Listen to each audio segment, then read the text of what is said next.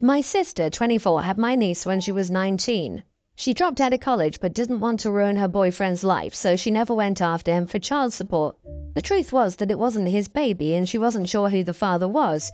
I'm a fair bit older than her and I make a good living, so I helped her out with money and free babysitting, that sort of thing. My niece is a kindergartner now and is a bonus kid for my family. Even my husband's family has sort of adopted her as one of ours. My sister just told me she's pregnant again. She hasn't mentioned a boyfriend, so I asked her what her relationship with the father was like. She said it was a Tinder guy and that he ditched his profile after she told him. I asked her what she was planning on doing. She said that she was having the baby. I told her that was great and that I hoped that everything would work out for her.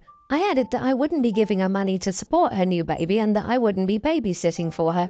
I'm back to work and I don't have that freedom anymore. I said that we would continue to support my niece, but that was it. And that if she chose to use the help we were giving her for my niece for the new kid, we would have to stop helping at all.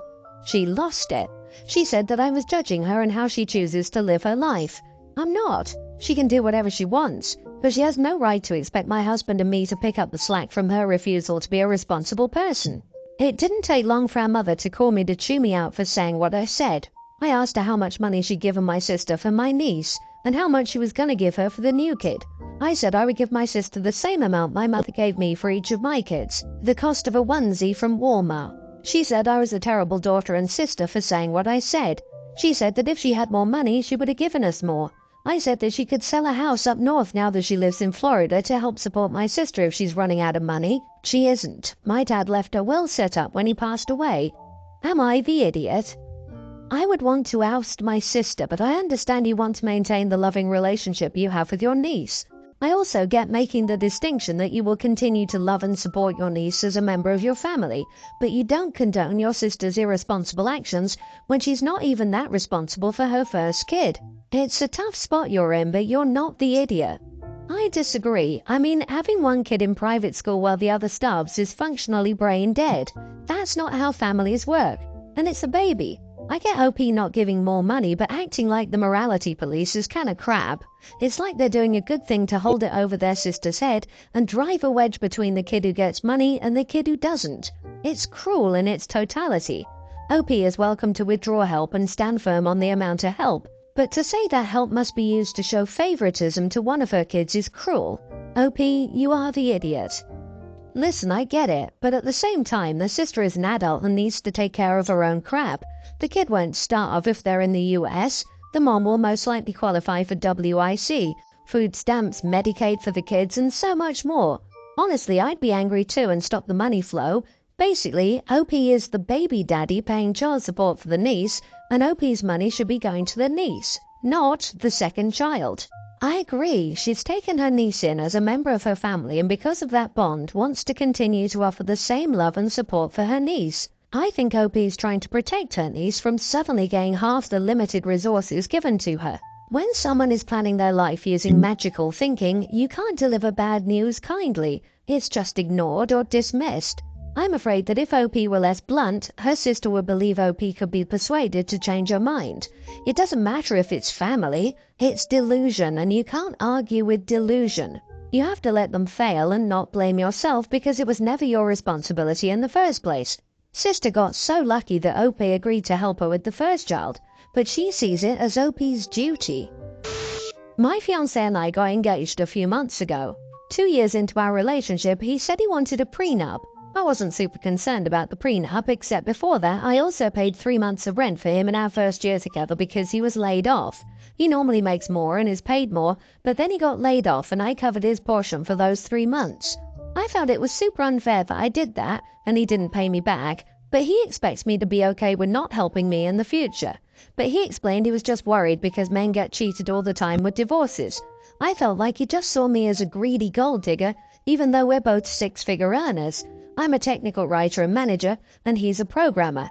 I was also worried because he watched a lot of Andrew Tate and other interesting stuff, and told me all the time about how guys are getting screwed in dating and relationships. By the way, his parents are happily married, his sister married her college boyfriend and they're going strong, and most of his friends are in good relationships. I'm his second relationship, and his first relationship was with his high school sweetheart. They broke up because they were living in different colleges. He's never personally experienced any bad relationships, and it seems like all these women are screwing men are coming from consuming this content. I'm not against prenups, but we're on pretty even levels financially, and neither of our families is leaving us anything sizable. We also want kids, and that means I have to take time off work, and he works more hours than me, so I'm probably doing more housework and childcare. Even at home now, I do more cleaning. I told him my reasons and he agreed, which was about a year ago. But then, recently, since we got engaged, he brought up the topic again and wanted me to sign. I told him again why it wouldn't make much sense and be unfair to me, especially with maternity leave, and he got mad and started complaining about men getting screwed in marriage and how 10 years in the future I could cheat and take his money. I'm pretty shocked and I'm thinking of ending the engagement. But am I the idiot for not wanting to sign the prenup when it seems he thinks I'm going to screw him without one? Not the idiot. Perhaps when he's in his third relationship, he'll realize that taking relationship advice from Andrew was a bad idea. What's even more alarming is that you say he hasn't even had bad relationships himself, but his opinions seem to be coming from the content. This means he isn't judging individual women based on reality, he's taking some moron's word as of his own experience. If he continues to consume this type of content, I predict that it will be challenging for you to be able to do anything right in his eyes. Agree. He's worried about a prenup and has trouble covering rent. What a loser. Personally, his views on women and marriage here would be a red flag. The content you're talking about is deeply misogynistic at best. Don't marry this man. It's the only correct answer. Also, make sure you force him to pay back what he already owes you. Lastly, prenups are primarily important if you have a lopsided distribution of assets. It sounds like he has none. Why does he want one? He's got nothing to protect. My twin son plays water polo and is usually a good sport. They were playing their last game and were in the running to win first place. My son's team was ahead by 2 thanks to my son making a goal. In the last quarter they were down by 4. My son was angry that he was switched out last quarter and a weaker player was put in. So my son blamed his coach for a bad call and that cost them the game. I reminded my son that he played more than 3 quarters and the other kid had only played less than 1 quarter. He said his coach should have coached better. His coach went to pass out medals to his team and shake his hand, but my son refused to shake his hand. I asked my son what the heck was wrong with him. He said he didn't want to touch his coach. His coach said it was okay. I said no, my son is being defiant. It's not that he's uncomfortable with touching people. I told his coach to bench him at the next game, which is a swimming competition. His coach said he wasn't going to discipline a kid for not being comfortable. He said it's fine, please let it go. I said then I will bench him myself. My son started to cry and we left. His coach later emailed me and asked me to cut my son some slack. He's a tween and emotional. I said I can't let this slide. I hate punishing him, but my role as a dad is more important. You are the idiot. You're not parenting well here. You're being way too punitive instead of talking to your kid about how he feels and what better responses would be to his feelings. You're just teaching him to shut down around you and be even more defiant. Coach. Wow, I wonder why this kid expects perfection from me and then refuses to shake my hand as punishment. OP enters the chat. Coach. Oh, never mind, I see where the kid learned that. Dude, you're more interested in asserting your authority than teaching your son sportsmanship. The coach has to worry about the poor example you're setting for your son and his teammates. Can't you see that he feels sorry for your child? Do better. I feel so sorry for coaches when they have to deal with over-involved, belligerent parents. It makes their job so much harder. Leave the coach alone and let him coach as he sees fit. If you want to bench the kid, you're within your rights to pull him from the competition and keep him home. That's something that's within your wheelhouse. But if you want him to go to the competition, you're accepting that the coach gets to make the decisions about where and when he's going to participate. My younger sister, 25 female, is getting married. She asked our dad to walk her down the aisle and dance with her at the wedding. My mom and stepdad were hoping she would have both dad and stepdad do these things because stepdad has been in her life since she was 4 and I was 6. Apparently, Mom asked her and my sister said it felt like a better idea to have Dad do it. Mom asked her why and she said it was because he was her dad. Mom tried to convince my dad to tell my sister he should have both fathers do it and that he would be honored to share the role with the man who stepped up for us during Mom's parenting time. 50-50 timeshare when we were kids. She apparently told Dad all the stuff stepdad had done over the years and how he loves us like we're his kids but has always been second to him, Dad. Dad told her he wasn't going to encourage my sister to do that, and she made her decision. When Mom couldn't get Dad on board, she asked me to talk to my sister and convince her. I heard all about how much Stepdad has done for us, but especially my sister, who doesn't remember a life without him in it, and yet she's always acted like she only has one dad and not two.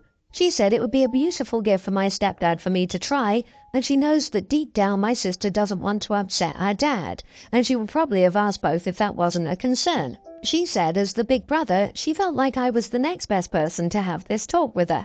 I told my mom this wasn't my place and I wasn't interfering. She told me I should want my sister to have the perfect wedding, and this would make the wedding extra special, having both dads by her side as she walks to her future husband. She said it was my place and pointed out how, as a brother, it's 100% my place. I told her who my sister walks down the aisle with or dances with is absolutely none of my business because my sister is a grown woman and I will not interfere in this. Mom got so mad at me and she said I could have done this for them, aka her and my stepdad. She also said I was making excuses because I could get involved if I wanted to.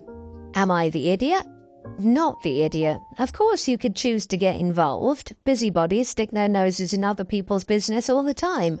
You're choosing to stay out of this, and that is a wise choice. Your mom doesn't want the day to be extra special for your sister by involving your stepdad. Mum wants stepdad to be involved to make it special for her and stepdad, not your sister. Well done, big brother, for keeping out of it. Stay the course. Your mom seems manipulative and narcissistic. How is she doing to trample all over your sister's decision on her wedding day? How is she trying to recruit others to help try and change the bride's mind? She doesn't get to decide this. Just tell her that nothing about this would be special for anyone at this point, as it's just straight up manipulation. Your sister didn't choose your stepdad and would only do so because she was bullied into it. I'm sure your stepdad wouldn't appreciate that. My 18 male sister, nearly adult, is in love with my best friend, 18 male, whose birthday was yesterday. She got this idea that she should give him a funny present that would make him see her sense of humor and say yes when she finally musters up the courage to ask him out. She got him a comb, which she thought he'd find funny after his hair loss, a leukemia patient going through chemotherapy. I didn't know that she was giving him that until she did it. My friend did not find it funny at all. He didn't cry, but was upset. He's refused to answer her texts or calls this morning and she's freaking out. I haven't said anything to her since last evening, and my mom has been scolding me for it. She told me silence can be louder than words, and that I was being a lousy brother by not helping her while she was distressed. Mom said that my sister made a mistake, yes, but shouldn't be shunned by the two most important boys in her life. Am I wrong for not talking to her? How is this funny? This is either cruel or ludicrously socially inept. Your sister needs to learn how to read a room. Some people are okay with dark or black humor. Your friend obviously isn't. But you are not the idiot for not coddling your sister because she made a mistake. This is a good learning experience for her that not everyone will share your sense of humor, and not everyone will take things the way you expect them to or want them to. It's also a good learning experience that even if you intend for something to be a joke, once it's said and done, you can't take it back. It's out there, whether you regret it or not. I mean, it's kind of funny, LOL. It's messed up if the recipient doesn't share the same sense of humor, but if I had had that happen to me, I would probably laugh. OP needs to talk to her about it though, instead of just ignoring her. He's not the idiot if he doesn't, but he should probably try to convey to her why his friend didn't appreciate her joke. Oh, I agree with you there. A constructive talk is good in this case. Your sister has a dark sense of humor that will eventually be appreciated by someone else, like someone who finds the idea of a tape recorder in a coffin screaming, "Let me out," funny. Your friend does not share that sense of humor, and that's unfortunate for your sister. I had my 13th birthday in hospital after suffering a spinal injury that paralyzed me from the waist down. In a charity shop, my mom found a book for me, Improving Your Jogging. She had a sick, evil sense of humor. So did I. I thought it was hilarious and all my friends agreed. The friends were mostly horrified that she could be such a cruel cow. Opie, this is between her and him, not you and her. Stay out of it. I love dark humor.